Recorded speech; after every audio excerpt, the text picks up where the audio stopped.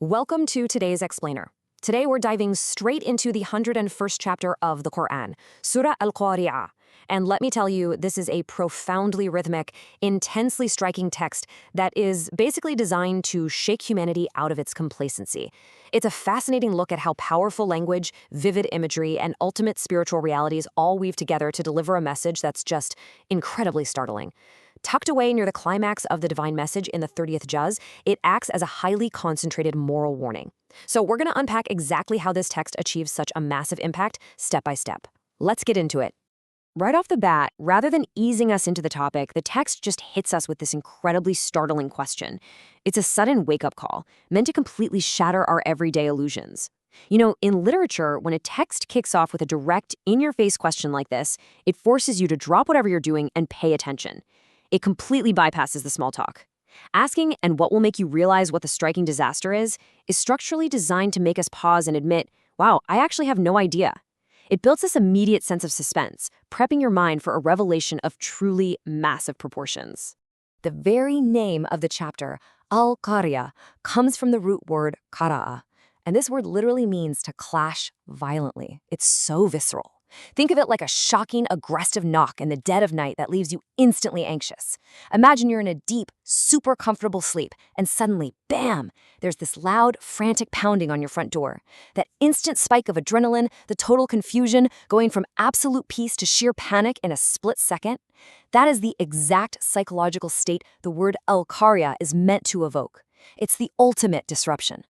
Okay, just to set the stage real quick before we get deeper into the imagery. Revealed during the early Meccan period, these 11 highly concise verses sit in the 30th juz. During this specific era, the focus wasn't really on complex societal laws. It was laser-focused entirely on the unseen world. And because it's only 11 verses long, every single syllable carries massive, massive weight. It's built from the ground up to give the listener a profound reality check. And the imagery it uses to do that, it brilliantly illustrates the terrifying cosmic scale of this event using two mind-blowing metaphors. First, it describes humanity scattering aimlessly in a panic, kind of like tiny, disoriented insects, specifically scattered moths. Moths just fly around frantically when they're overwhelmed by shock, right? It's painting a picture of mankind stripped of all worldly status, just desperately seeking refuge. Now contrast that with the mountains. The biggest, most permanent physical symbols of strength on Earth are reduced to fragile, fluffed-up tufts of carded wool just blowing away in the wind. It really shows the absolute fragility of the physical world when faced with this upheaval. But here's what's really fascinating. This cosmic upheaval isn't just random, senseless chaos. There's a very distinct chronology happening here. First, we get the initial shock of Al-Qariya waking everyone up. Second is that dissolution we just talked about, moths dispersing, mountains completely disintegrating. But then the narrative pivots straight into order. Stage 3 brings us to the flawless justice of weighing human deeds with the Al-Mawazin, which then leads right into the fourth stage, the final separation into paradise or the fiery abyss. So it's literally a journey from absolute physical destruction straight into absolute moral clarity. So after the physical world completely collapses, order is restored in a way that is terrifyingly precise.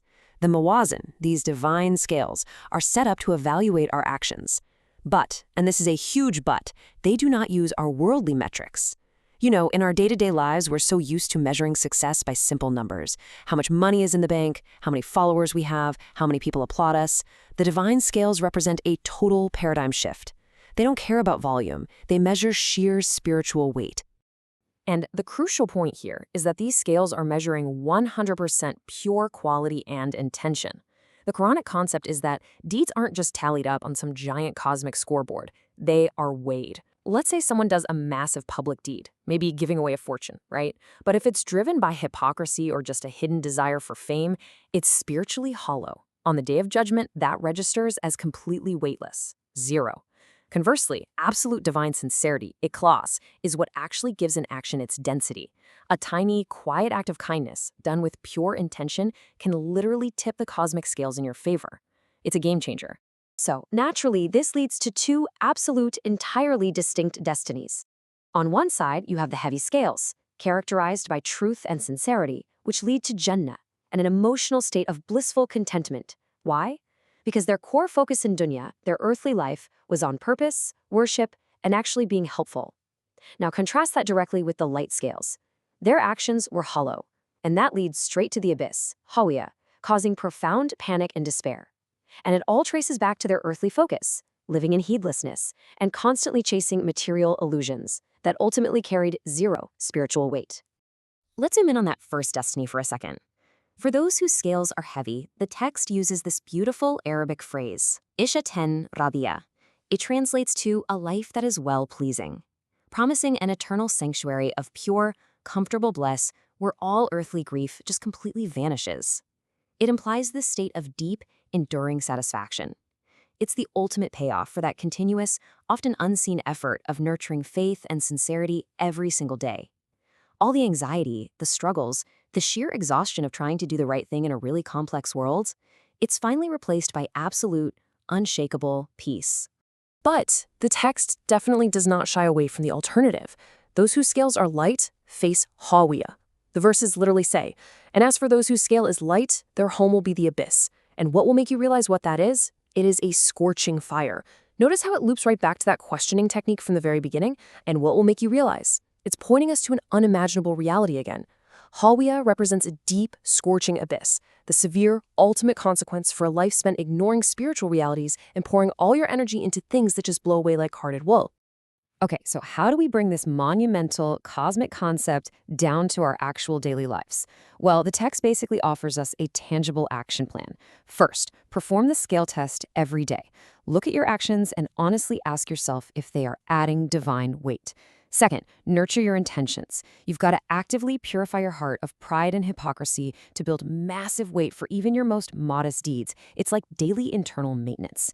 And third, reject the material illusion. We have to continually remind ourselves that the status, the wealth, all the worldly stuff we stress over, it's all going to dissolve. We have to shift our focus to things of real substance. So I'm going to leave you with this final, provocative question to ask yourself as you navigate your day today, tomorrow, and beyond. Will the action I am about to take add weight to my scales or lighten them? When we start viewing our lives through the lens of Surah Al Qari, every single interaction, every hidden thought, and every choice takes on a profound new significance. Keep that question in your back pocket. Thank you so much for exploring this explainer with me, and I really hope it brings some serious clarity and purpose to your week.